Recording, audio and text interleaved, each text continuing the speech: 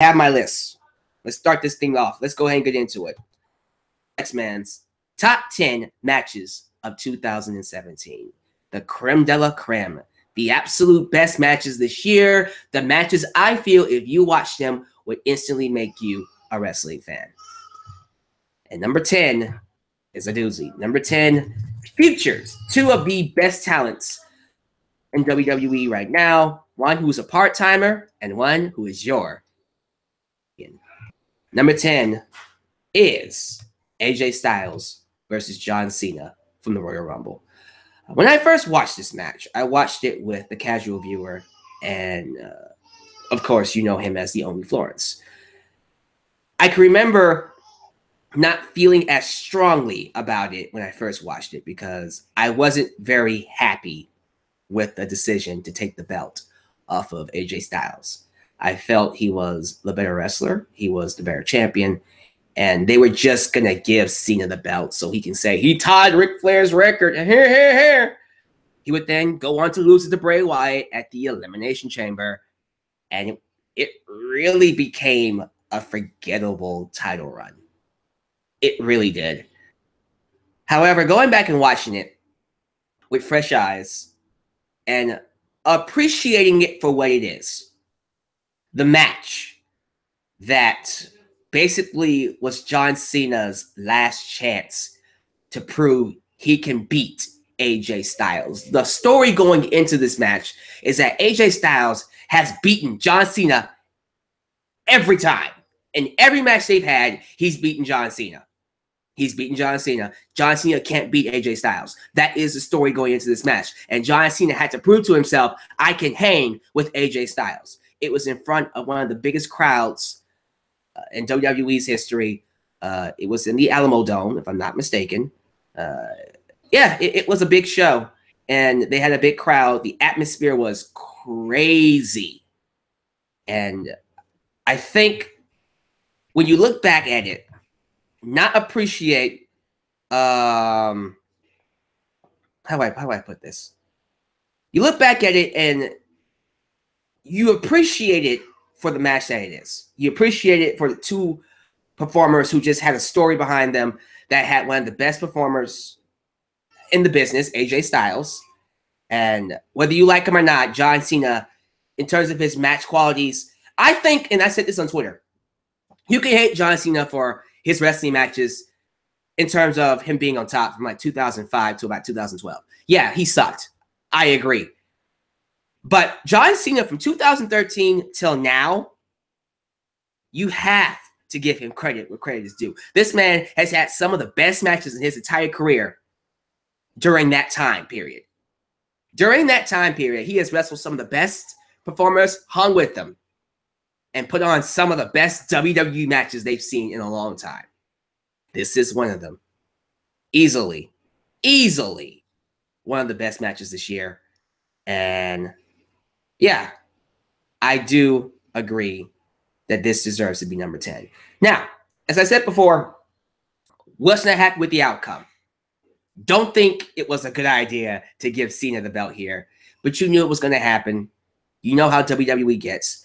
Do not let that take away from how great, how awesome this match was, how fantastic it was.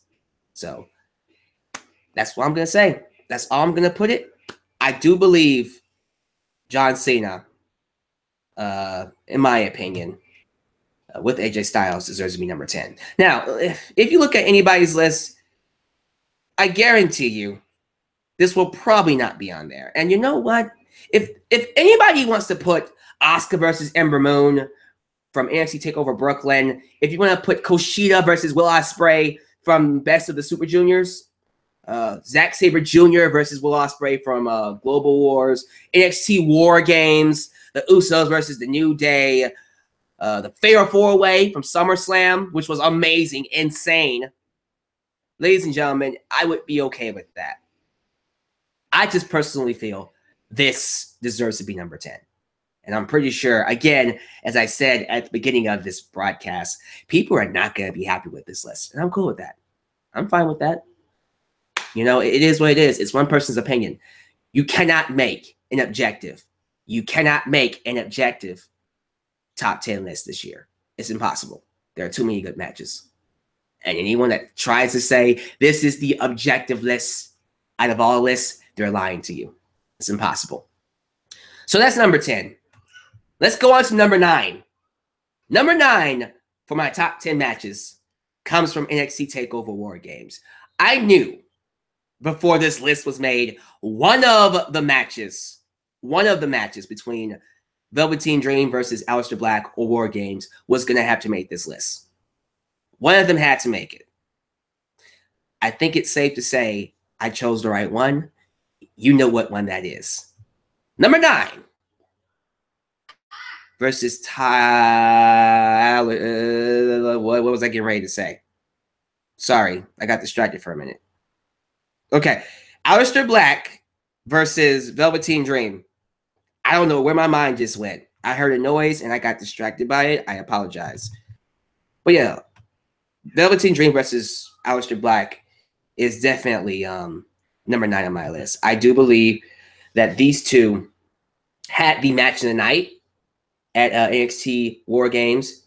Hell, I'll even say they've had NXT, if not second best match of the year, one of their matches of the year. It's an amazing match, had an amazing story. And what kills me about this match is that, in my opinion, it's one of the simplest stories that anybody can make. Remember back in 2000 when they did Kane versus Chris Jericho? Some of you don't even remember this because you wasn't even born yet. Back in 2000, when it was WWF, not WWE, there was this feud between Kane versus Chris Jericho. And the feud started over Chris Jericho spilling coffee on Kane. He's just walking backstage, accidentally bumps into Kane and spills coffee on him. And they had a 1-month feud. A 1-month feud off of that. This is exactly what they did with Aleister Black and Velveteen Dream. It was the exact same thing. All they did was have Aleister Black go out there. And I love this too. Aleister Black is somebody that doesn't talk. He hasn't really said anything for the majority of the year since he debuted.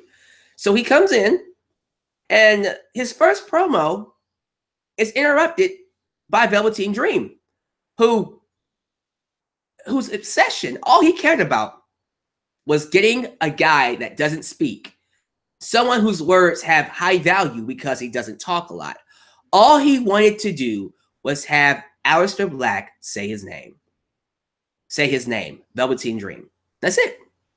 And Aleister Black would not say it. He would not say it. He would not say it. He would not say it. And this pushed Velveteen Dream over the edge. He was just obsessed with it. He became crazed by it. I need you to say my name. And the next thing you know, he starts interfering in his matches, taunting him, playing mind games, and attacking him. It got very violent to the point they had to have a match.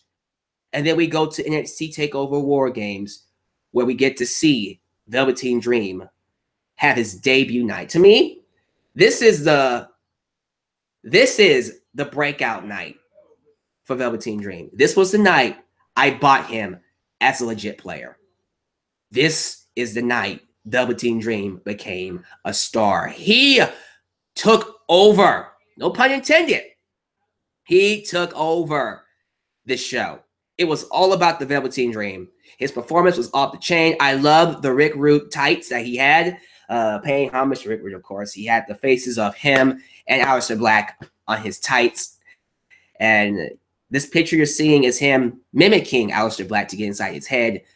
The match itself, awesome action, back and forth. The crowd got behind Velveteen Dream. They were chanting, say his name, say his name, say his name. And eventually, even though Aleister Black beat him, he beats Velveteen Dream. Aleister Black gets a microphone and he says, "Welcome to infamy, Velveteen Dream." He said his name. He said his name out of respect. And, well, you can say he just said it to get back at him. Hey, you want me to say your name? Here, I'll say your name. Regardless of how he said it, why he said it, Velveteen Dream got what he wanted. He got what he wanted. Velveteen Dream looked strong in defeat. he is going to be a major hit for NXT or WWE next year in 2018.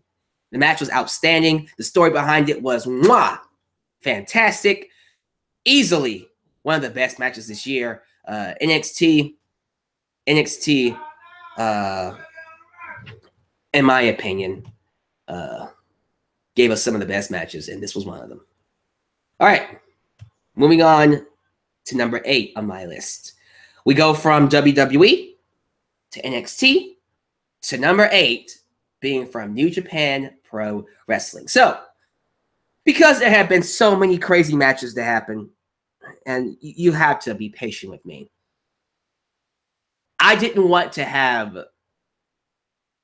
certain slots, numerous slots, being taken over by the same people.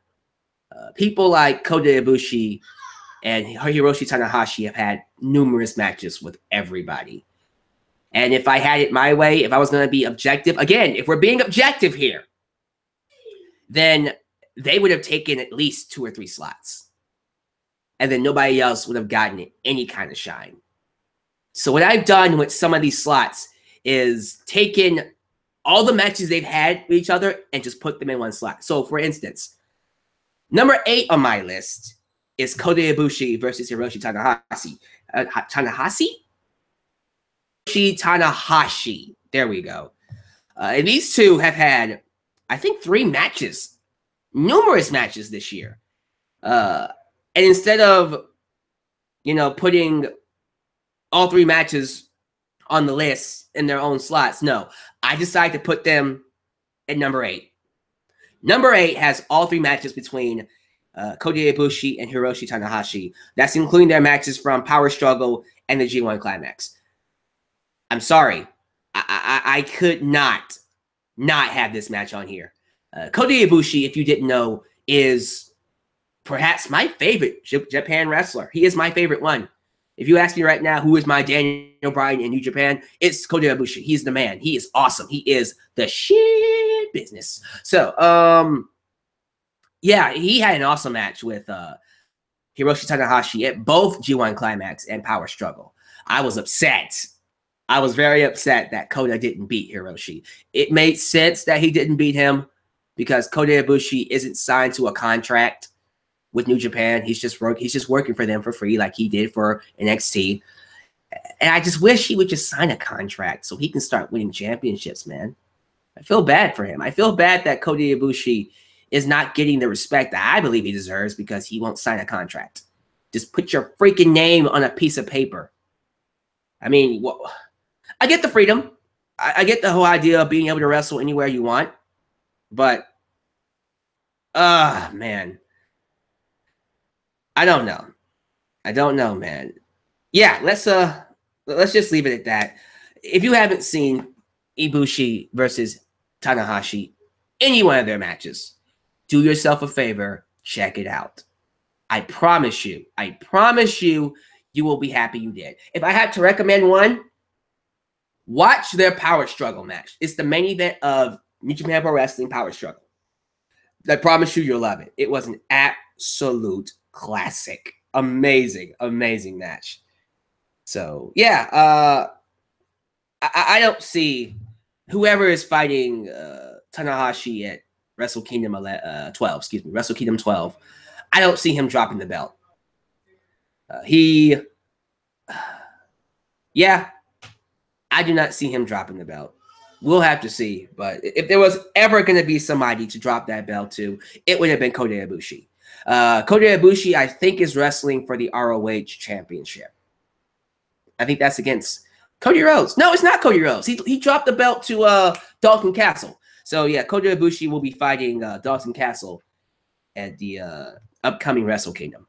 Unless something happens where it turns into a triple threat match or something like that. I don't know. But regardless, that's number 8. Let's go on to number 7. Number 7 on my list here is another New Japan Pro Wrestling match. And like Kota Ibushi and Tanahashi, this one also has multiple matches to it. Again, if I was to make an objective list, they would have multiple spots, but I didn't. So number 7 is all 3 matches between Tetsuya Naito and Hiroshi Tanahashi. So to me, when it comes to Hiroshi Tanahashi, we already know that he's the ace of New Japan. We already see him as the John Cena of the company. But if you ask me right now who is the man, if you ask me who is the most popular guy in that company, who has the most momentum behind him, I would have to tell you it's Naito. Naito easily could outshine anybody on the New Japan Pro Wrestling roster. And it's crazy to me that this guy is basically one of the biggest heels in the business. He's evil. He's mean. He spent the entire year as majority of the year as the IC champion, their IC champion. And every second, every chance he could, he was mistreating that belt so badly. He was throwing it, breaking it, spitting on it, stepping on it. And he was mad because, and thank you to the fans who corrected me in my last stream, he was mad because he didn't get the main event at Wrestle Kingdom. He was pissed off. He thought he deserved it, and he didn't get it. So to me, that is someone, when you think about it, you shouldn't want as a world champion. You shouldn't want on top. But there's something about him being evil, being just this despicable human being that just makes him so awesome. The more evil he is, the more I want to cheer for him. The more evil he is, the better it is for me to watch him. I don't know, man. That's one of the craziest things I've seen Japan Pro Wrestling do. How they managed to take one of the biggest heels in wrestling and make him their top babyface. That's wrestling for you. But the series of matches between these three, oh my God, just amazing. Like their match at Wrestle Kingdom 11, top notch. Crazy, crazy match. What made that match special was it was Naito's way of proving he can hang in that main event spot. Yeah, he was a former world champion, but we have to remember that people weren't really seeing him as the guy, as a top guy until he started hanging with Hiroshi Tanahashi and Okada and all of them. And that was the match that made people go, oh yeah, this guy is someone serious. Naito, throughout the year, would have a series of matches with Hiroshi Tanahashi that just were out of this world. His match against him at, I think it was Dominion, if I'm not mistaken.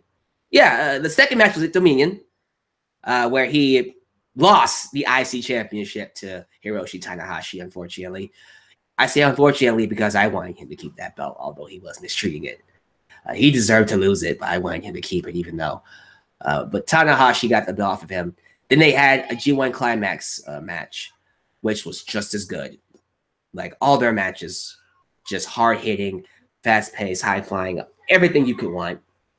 Some of the best matches I've seen this year. And two characters that just work so well with each other.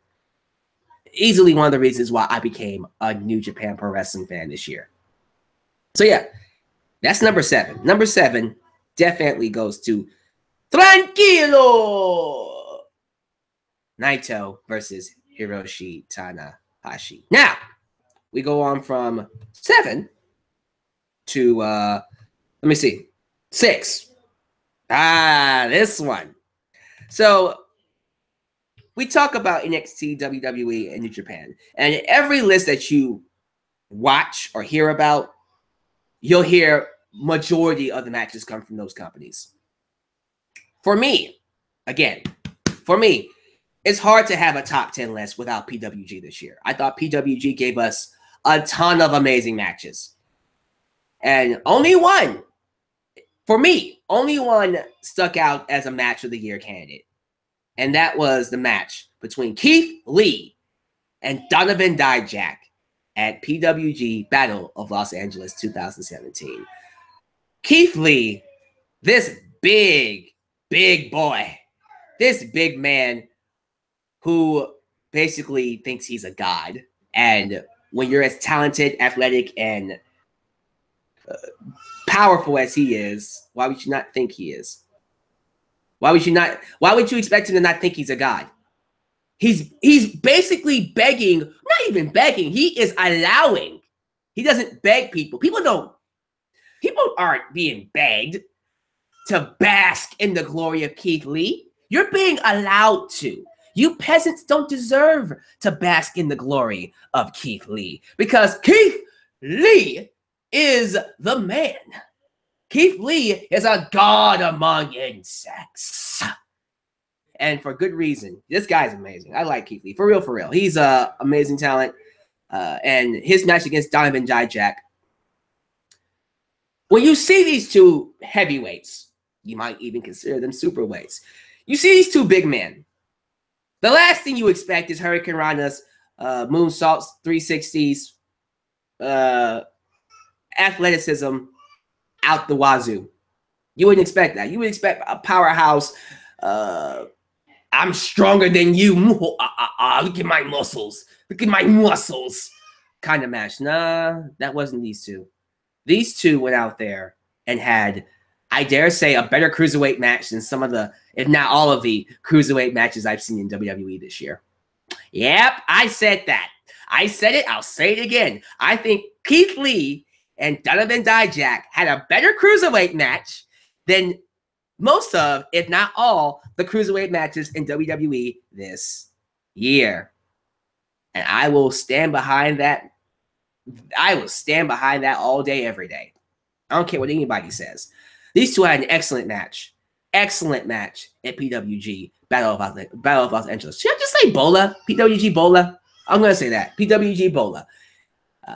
It's crazy to think a man like Keith Lee can do a moonsault and land on his feet. It's also crazy to think a guy like Donovan Dijak can do a corkscrew plunge shot to the outside, take a powerbomb, backflip up, and super kick someone. Ugh. Oh, just awesomeness. Yes, someone asked me in the live chat, did Donovan Dijak sign with NXT? Yes, he did. He did sign with NXT, and he's scheduled to debut next year. It should be cool. It should be cool to see these guys. Well, I'm assuming Keith Lee's coming in, too. I don't think he's coming in. He should. Keith Lee would be awesome in WWE. Well, he should be awesome in NXT. They'd probably make him just they would nerf the hell out of Keith Lee if he came to WWE. Maybe he should stay on the Indies. But, yeah, Donovan Dijak should be awesome on NXT. He's going to be amazing. So, let's do this. Easily one of the best matches this year. Go out of your way to see it. Two big men wrestling like cruiserweights. That's all I have to say. Two big men wrestling like cruiserweights. That alone should entice you to go see this match. Go see it if you had not seen it. And some of you asking me right now, what about the other cruiserweight match at SummerSlam? No, they're not talking about the legit cruiserweight match. They're talking about the main event. The superweight match between Brock Lesnar, Roman Reigns, Braun Strowman, and Samoa Joe. 4 superweights wrestling like cruiserweights. Not as good as this one, but an insane match. If I ever do a top 10 WWE matches of the year, that will definitely be on there. Again, it was going to be on this list. It's just so many great matches have happened. It's hard to decide. So it's going to be hard to see what the real objective list is. I don't think you can. There is no way in hell anyone here can make an objective top 10 list. You can't. You can't. It's hard. Good luck. But you're not. But let's move on. Next is number 5. Number 5 is going back to New Japan Pro Wrestling. The finals of the G1 Climax 27. Tetsuya Naito taking on Kenny Omega. Kenny Omega is being honored as the Wrestler of the Year. Way before I even made my list. We'll see if I agree with that or not. But the guy that people are saying is the Wrestler of the Year taking on, again, the biggest heel in wrestling who is so bad he became a babyface. These two having a classic, and I'll even call it that. A straight up New Japan Pro Wrestling classic at G1 Climax this year was mwah, beautiful, beautiful. And it's matches like these, like the one these two had, that really just make me look at WWE and go, you guys are missing out. There are so many restrictions on the WWE main roster now. It's hard for any of the wrestlers to have a good match. You can't even do a freaking pile driver anymore, which I understand. I get it because it protects them. But I'm sorry, the fact that we saw a pile driver in this match. By the way, those of you who don't remember, there was a spot in this match where Naito did a pile driver onto the announcer table, one of the Japanese tables, which are not easy to break. And he landed with Omega's head on the edge of it. Could have easily injured him. It was so brutal that it's one of those things to where you want people to get invested in your match. You want people to think that this is competition, that this is violence. Violence at its finest. We have to do moves like that. Is it safe? You can argue it's not, but this is not supposed to be safe. This is not supposed to be something that anybody can do. And matches like this were meant for professionals like Naito and Omega. I do not think anybody else could have had the match that these two had. Amazing match. Brutal classic. Straight up fantastic. Fantastic. Easily the best match of the entire tournament. Is it match of the year? No, but in terms of the tournament, this was the best match. I even said in my review, this was my favorite match of the entire tournament. And this tournament had Okada versus Omega 3. I want to put that out there. Now, we'll see what makes match of the year. But this was the best match of the tournament for me. You should go out of your way to see it. Tetsuya Naito wins the tournament, wins the trophy, and will go on to face Okada at Wrestle Kingdom 12. Will Naito go all the way and prove to the world that he is the best? Undisputed best. Or will he fall to Okada? Now, I'm very curious to see what the dynamic will be between Okada and Naito when we get to Wrestle Kingdom. I'm expecting the crowd to be behind Naito, but Okada, he has too much respect. They might actually get behind Okada and boo Naito. Or they might just cheer both of them. Who knows? But yeah, this is definitely one of the best matches this year. You haven't seen it? Go watch it. Moving on to number 4. And I've been waiting for this one. I'm going to gush all over this match. That sounded nasty. I don't care. Number 4. Lucha Underground. Lucha Underground Season 3. Well, that was because Season 2 happened this year too. So Season 3 has some of the best matches to ever take place in Lucha Underground's history. And this one ranks up there as, if not the best, top 5 easily. Number 4 is the Hell of War match between Killshot and Dante Fox from Lucha Underground's Ultima Lucha 3, part 1 of 4 episodes. And my God, where do I start? First off, it should be noted that both of these wrestlers came from a company called CZW. I was going to say CWC. That's the Cruiserweight Classic now. CZW, which is Combat Zone Wrestling. And they, in that promotion, did some of the most brutal matches you will ever see. Death matches, barbed wire matches. They had glass panels. They had thumbtacks. Blood was a common thing in CZW. This, my friends, was a CZW kind of match. This was beyond brutal. There were points in this match where someone like me who watches horror films, I love horror films. I don't cringe very easily. Trust me, you might think I do. I don't. I see blood and I go, ooh, blood. Ooh, blood. But there were so many crazy spots in this match that it made me cringe. There hasn't been any kind of match this year, honestly, that has made me uncomfortable like this match. So those of you wondering how this match works, Hell of a War match is basically 3 stages of hell. It is Lucha Underground's version of WWE's 3 stages of hell. The first match was, I think, First Blood, and then it was No Disqualification or No Holds Barred, whatever you want to say, and then it was Ambulance match. Within the first match, they pulled out a glass panel. I think, yeah, it was Killshot that got slammed on the glass panel. And there was glass all over the ring. His back was cut up from the glass, bleeding profusely. And as you would think, that is the best way to get him to bleed because he's wearing a mask. So we couldn't see the blood from his face. He would have to get it from his body. Dante Fox wins the first round by throwing him on some glass. And then, oh my God, Killshot wins the second one. I'm trying to remember. Well, actually, I remember a lot of spots, like Killshot doing his finisher on some glass. The reason why I'm having trouble picking spots is because I don't want to remember some of them. There's one particular spot that I'm thinking of right now that happened in their third match, and I'll get to that in a second.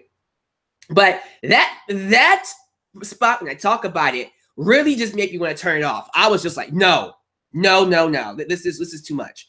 But Killshot won the second match with his finisher. It was a driver. I forgot what it was called.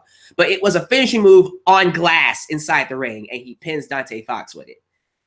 And then the third match starts, and then you just get a close-up shot on Dante Fox's back, and it is scarred with glass. It is torn up from the blow up. Now, the spot that I didn't want to talk about was when Killshot had Dante Fox on the top rope.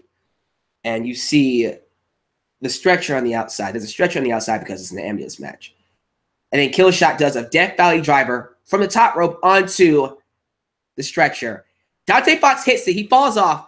A piece of his skin, his flesh, is left on the stretcher. Oh my goodness. It was nasty. It was nasty. The kind of match these two had, it fit their story. The story of this match was that Killshot and Dante were brothers of war. They fought in the war with each other. And Killshot left Dante Fox to, quote unquote, die. And Dante Fox has spent years trying to get revenge back on him. And my God, the vengeance was there. You felt it. But wait, there's more. There's more, ladies and gentlemen. It doesn't end there. You see a piece of flesh on a stretcher? It doesn't get any better than that. Come on, that's brutal. Come on. I mean, we can get past that. No, it gets worse. The match ends with them climbing to the top of the stage. There's the entrance ramp, right? Those of you who don't watch Lucha Underground, I'm going to see if I can explain this to you. There's the entrance. And above the entrance, it's like 10 feet, if not 20. It's like a 20 feet. There's a 20 feet gap between the ground floor and then a stage above that. So Dante Fox and Killshot climb to the top of the stage where the band is playing. They knock over the band instruments. They're fighting. They're beating each other. They're bloody. They're battered. And as they're fighting, there is this huge glass panel, this big pane of glass that gets rolled to the front of the stage by orders of Dario Cueto, because the owner of the company, Dario Cueto, is a sadistic son of a bitch, and he likes violence. So he gets this big panel of glass rolled to the stage right beneath them. And we see Dante Fox do like this gun signal to the head of Killshot. And during that time, Killshot recovers He gets this glass bottle, breaks it over the head of Dante Fox, and then Dante Fox falls off the stage 20 feet and falls through the glass panel. And some of you are thinking, did he die? For a second, I thought he died. Like, for real, I thought he was dead. I was thinking this man will never walk again. His career is over. There is no way in hell this man is ever wrestling again. He is done. He's done. You hear me? He is done. Man, that was inhuman. That, my friends, was one of the craziest matches I've ever seen. Of course, there is no way in hell Dante Fox was going to continue after that. Killshot picks him up, throws him in the ambulance, and wins the match. Now, they would come back and wrestle on, I think, night 3. No, it was the season finale, the last episode. They wrestled together alongside the Mac to win the Trios Championships. But you would think after this match, they would never talk to each other again. Whew. But yeah, Dante Fox, you are crazy for taking that spot. You couldn't pay me enough money to take that spot. I don't care how much you pay me. I will pay you $1 million. Nope. I'm good.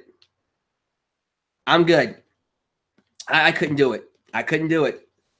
Respect to Dante Fox for taking that. That's insane. That is one of the craziest spots to ever be done in wrestling. One of the craziest matches I've seen. Definitely a match of the year candidate. The match for Lucha Underground this year. Those of you asking me right now, is it better than Pentagon Jr. versus Vampiro from season 1? Ooh, that's hard. That was brutal too. I think Vampiro and Pentagon Jr. inches this one out. This one is a little bit worse. Not by much. So if you're asking me right now, I would put Vampiro versus Pentagon Jr. over the Killshot versus Dante Fox match. That's just me. But easily the best Lucha Underground match this year. But that's number 4. Let's go on to number 3. This one I went back and forth on because number 2 was number 3 and then number 3 was number 2. But I decided to go with this one. Number 3 comes from NXT. Back to back classics. This match, these series of matches, in my opinion, put UK wrestling on the map for the US. UK wrestling was popular way before this, absolutely. But this match, these series of matches brought the UK style of wrestling to the mainstream here in the US. I want to thank Pete Dunne and Tyler Bate for their series of matches, and I'm giving them number 3 on my list. The best match easily was their match at Chicago. NXT TakeOver Chicago saw Pete Dunne and Tyler Bate tear the house down. Jim Ross, Nigel McGuinness on commentary. Oh my God, what a match. I gave it a classic. I'm going to remember that match when I am 50 in my rocking chair. Absolutely. Well, without question, Tyler Bate and Pete Dunne had some of the best matches this year for WWE. No, screw that. They had the best matches for WWE this year. I don't care what anybody says. If you're going to make an objective WWE list that includes NXT, not just main roster, it happened on NXT, it doesn't count. Screw you. Screw you. If you're going to be fair, I'm not saying you have to be objective. I don't care if you're subjective. If you're going to be subjective, fine. But you need to be fair. If you're going to judge all WWE matches, that includes NXT matches. And if you're doing it from that standpoint, there's no way in hell you can have a top 10 list without Tyler Bate and Pete Dunne. Easily some of WWE's best matches this year, if not the best matches from WWE, period. And in my opinion, this is the best matches from WWE this year. Now, some people in the live chat, The people in the live chat are saying this is the match of the year. This is the greatest match I've ever seen. This match is by far the one that you should go out of your way to see. If you're saying that, I applaud you. I think you have every right to think that because these two just tore it down. These two just tore it down. From their match in the finals of the UK tournament to their NXT TakeOver Chicago to the match they had tonight. They had a match tonight on NXT. What was it? December 20th of 2017. All three of these matches were phenomenal. They had everything you could want. Technical wrestling, grappling, high flying, striking, powerhouse moves, suplexes, technical wrestling, textbook, storytelling. This was the future of wrestling. To me, Tyler Bate and Pete Dunne are what WWE should be striving for in 2018. This is the new blueprint.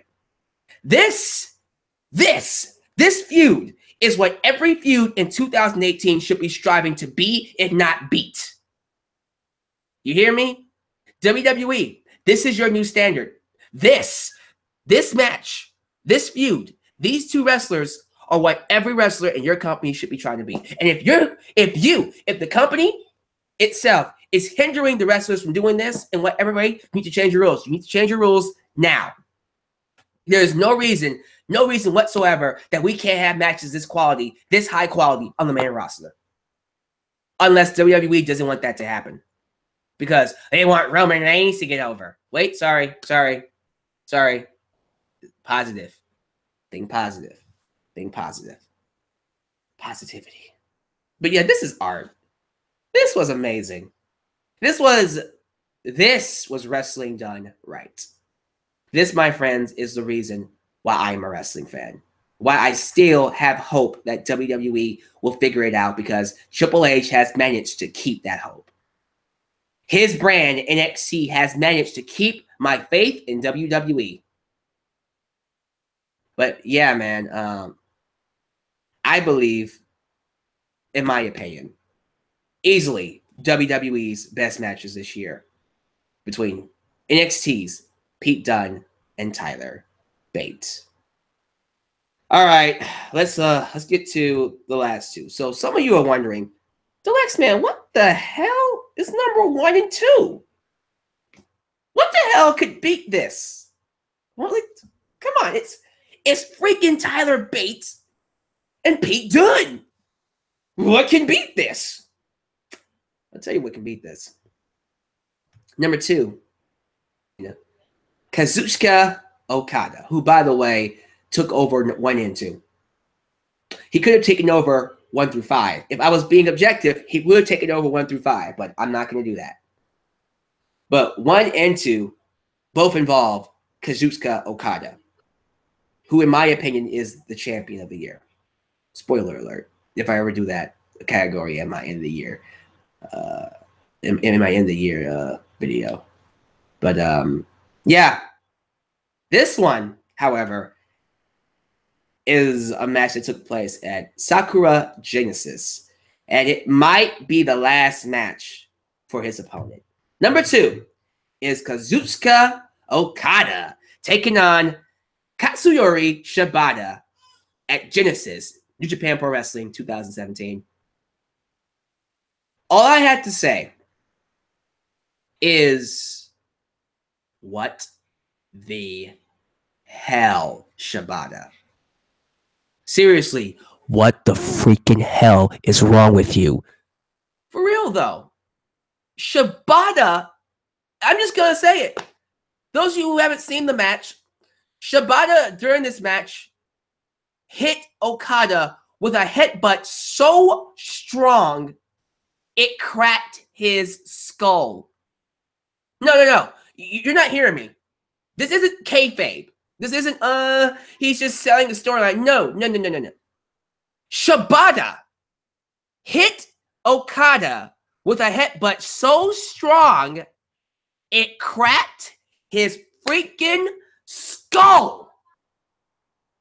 It sent him to the hospital, And it was almost so bad that people were worried that he was going to die.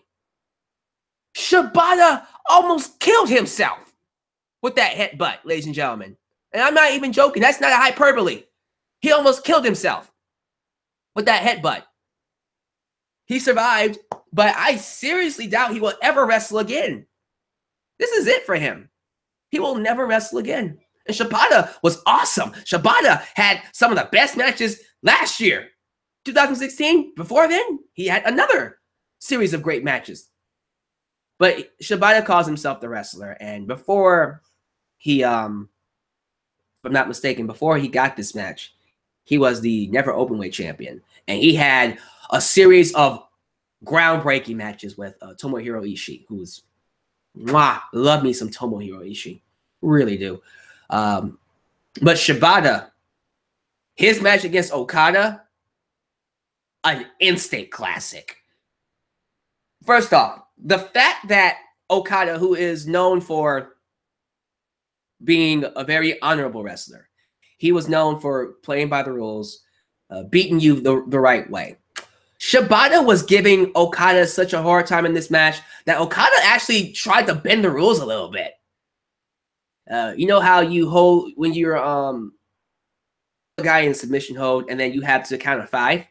When Shibata reached the ropes in the submission hold, freaking Okada cranked up on the submission, which was a very heel move, and waited to the count of 5 to break it. Like, that's not something he does. But Shibata was such a threat, he had to bend the rules a little bit to keep that belt. That nuance of storytelling is what I love. I love that. I love that. It's like Austin versus Undertaker from SummerSlam 1998. Austin, to beat The Undertaker, had to hit him with a low blow. He had to cheat a little bit to beat Taker. Otherwise, he was going to lose the belt. You understand why he did it. Undertaker should have attacked him afterwards, but you understood why he did it. He was going to lose the belt. So Okada bending the rules a little bit in this match, you understand it. He had to. But this match was brutal, brutal, man. This match was crazy. But again, the only thing that I'm going to take away from this match, besides it being number 2 on my list, is the fact that this guy almost killed himself with a headbutt. It was the stiffest move I have ever seen. I'm shocked Okada didn't get injured. I think, well, first of all, is it on YouTube? Let me look it up. I think it might be too brutal for YouTube. But anyways, let me finish my point. I don't think they should let Shibata wrestle again. You know, I think, you know, someone like Daniel Bryan coming back and wrestling, okay.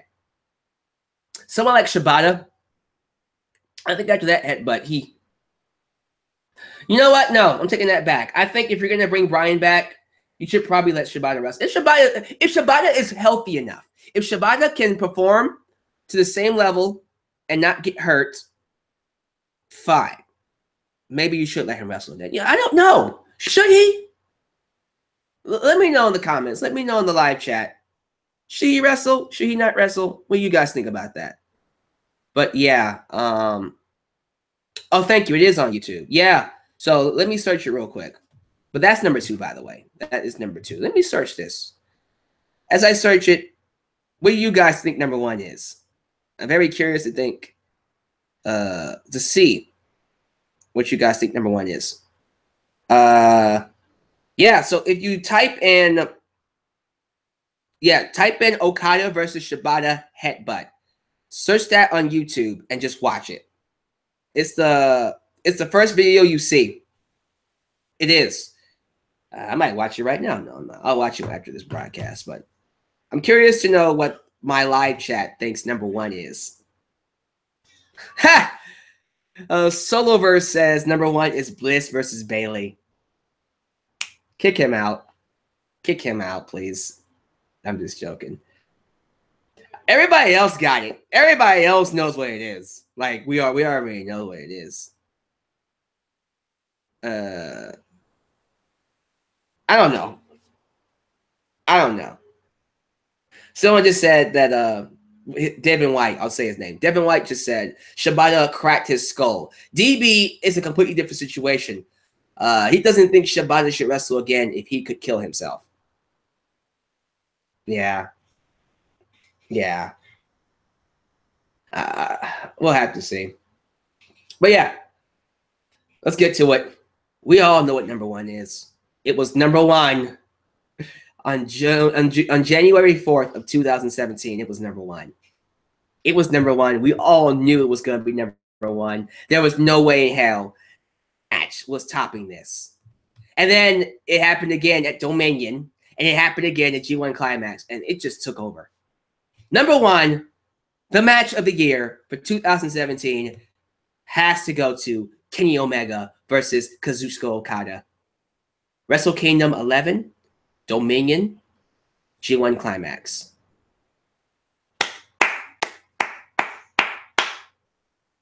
Absolute classics. Work of arts from two amazing wrestlers.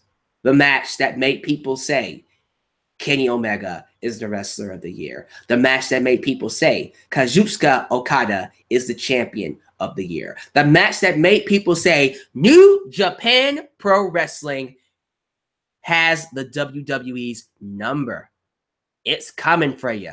New Japan Pro Wrestling is the new legit alternative to the WWE because of matches like this. This, my friends, is what made me a New Japan Pro Wrestling fan. This, my friends, is what broke the Dave Meltzer rating scale. All three of their matches 6 stars and above. Their match at Wrestle Kingdom 11 got 6 stars. Because remember, Dave Meltzer's scale, the highest rating you can get, the highest rating you can get on Dave Meltzer's scale is 5 stars. This match was so groundbreaking, it broke the scale. Their first match got 6 stars. Their second match at Dominion got 6.5 stars. Wait, is it 6.5 or 6 in the fourth? Let me look it up. Don't want to give you the information here. Okay, 6 in the fourth. 6 in a fourth, 6.25. And then their G1 Climax match got 6 stars. Honestly, well, let me talk about that real quick. Do I think this match was good enough to break the scale? As ridiculous as that sounds. Come on. Guys. I gotta be honest with you. Look, Dave Meltzer at the end of the day is a fan. He's a fan. The fact that this guy has made a reputation for himself, has become known and respected. And, you know, I have all the respect in the world for Dave Meltzer. But at the end of the day, he's a fan. And the fact that this match made him break his own scale should let you know once and for all. Yeah, this guy's a fan. He's a fan. He's not the end-all, be-all. It's his opinion. So, if you take his opinion as the God's gospel of wrestling, fine. But to me, I think you should see this match as what it is. It's one of the greatest matches you're seeing nowadays in wrestling, if not one of the greatest matches ever. I would put these series of matches, I would put this up there with Taker and Shawn Michaels. I put this up there with Austin and Bret Hart. I put this up there with The Rock and Austin. I put this up there with Punk and Cena. I put this up there with some of the greatest matches I've ever seen. Hogan and Warrior, with Savage and Steamboat. When I am old in my rocking chair, I say this, when I, in my opinion, am able to look back on my time as a wrestling fan and fondness of some of the greatest things that I have seen, these series of matches will be what I think of. Easily, without a shadow of a doubt, some of the greatest matches I have ever seen. And I don't know. I just feel like it's kind of hard to say this isn't match of the year. One of their matches has to be match of the year.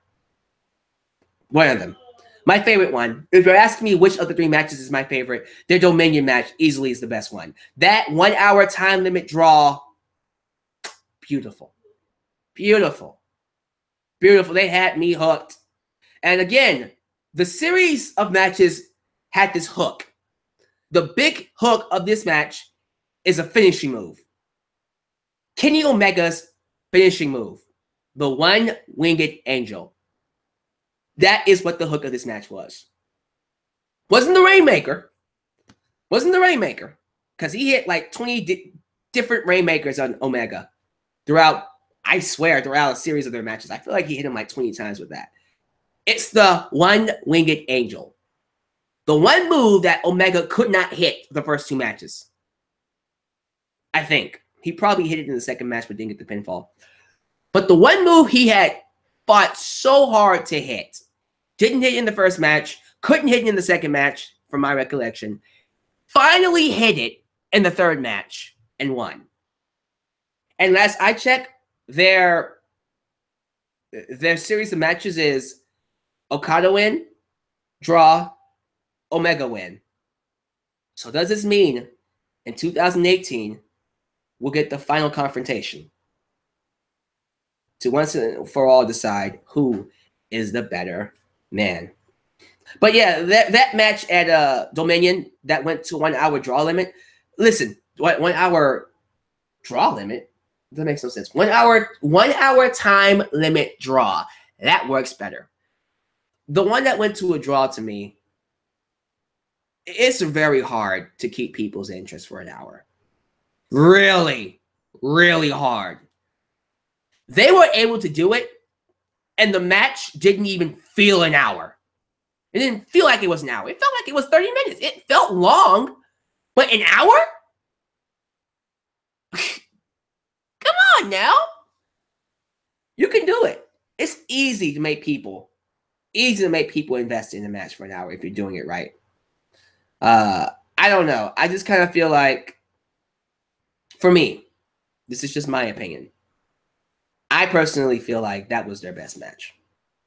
And someone in the live chat said we have to remember the story of Cody Rhodes and the Bullet Club turning on him. The thought of them turning on Omega and joining with Cody Rhodes, that was the story behind their match at Dominion as well.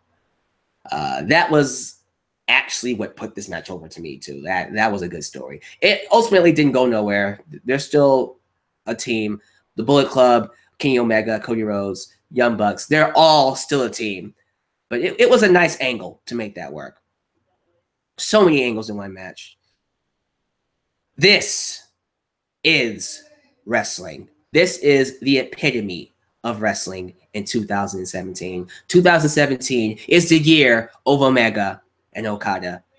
And I am not changing my mind. That, unequivocally, is my match of the year.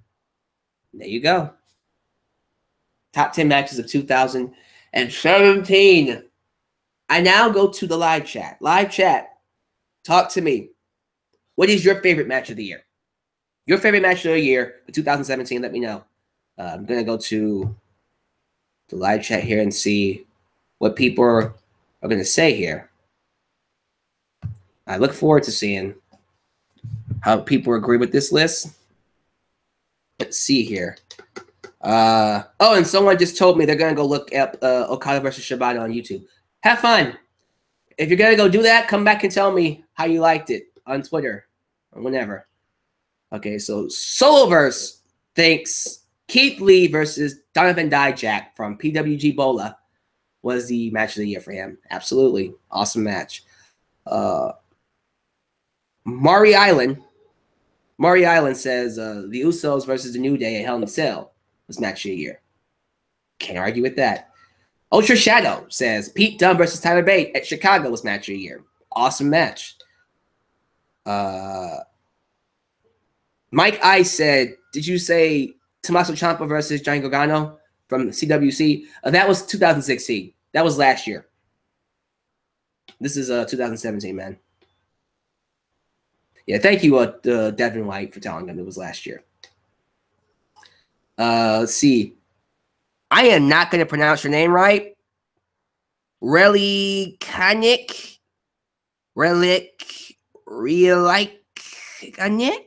Screw it. This guy says Okada versus Omega was his match of the year. Sonny Ken How is Shibata alive after that headbutt? He almost died. That's a good question. A Crusader Gamer. Welcome, by the way. What's your favorite match, man? Nick Smith says Okada versus Omega 2 was the best match of the year. That's the one in Dominion. Okay, this is a new one.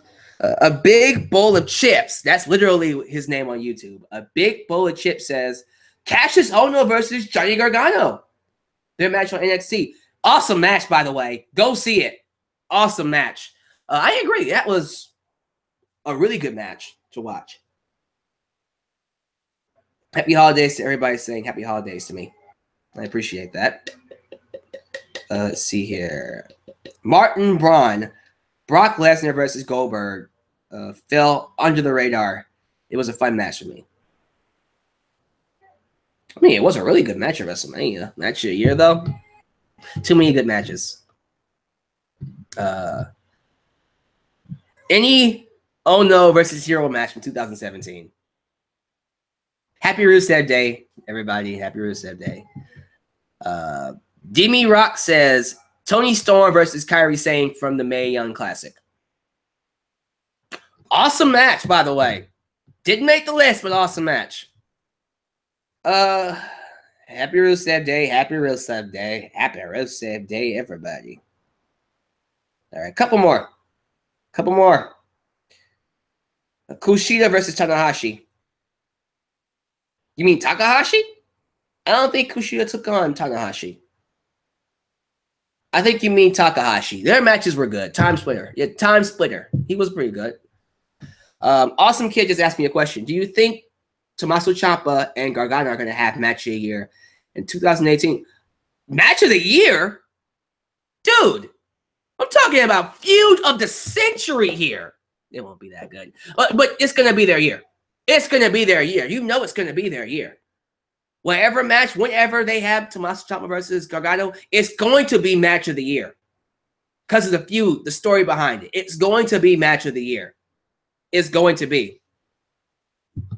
I like this. Mike Ice says his match of the year was Drew McIntyre versus Andrade Cien from NXT TakeOver War Games. Awesome match. Awesome match. One more. And yeah, it was very underrated. I love talking about wrestling. I really do. Guys. Yep. Asuka versus Nikki Cross was good. Asuka versus Ember Moon was also really good. That almost made the list. To me, women's match of the year is Asuka versus Ember Moon. Asuka versus Ember Moon is women's match of the year. Without question.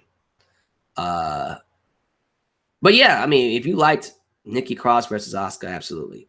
All right, guys, that's going to do it for me. Thank you guys for watching. I'll see you tomorrow for female wrestlers of the year. Friday will be wrestler of the year. Then Saturday is a big award show.